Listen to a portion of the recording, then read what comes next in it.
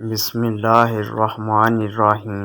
صحیح بخاری حدیث نمبر 40 میں حضرت صلی اللہ علیہ وآلہ وسلم جب مدینہ تشریف لائے تو پہلے اپنی نانہال میں اترے جو انصار تھے وہ، اور وہاں آپ نے 16 یا 17 ماہ بیت المقدس کی طرف منہ کر کے نماز پڑھی، اور آپ کی خواہش تھی کہ آپ کا قبلہ بیت اللہ کی طرف ہو۔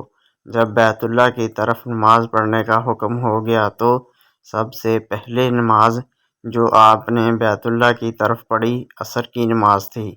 وہاں آپ صلی اللہ علیہ وآلہ وسلم کے ساتھ لوگوں نے بھی نماز پڑھی۔ پھر آپ کے ساتھ نماز پڑھنے والوں میں سے ایک آدمی نکلا اور اس کا مسجد بنی حارثہ کی طرف گزر ہوا تو وہ لوگ رکوع میں تھے۔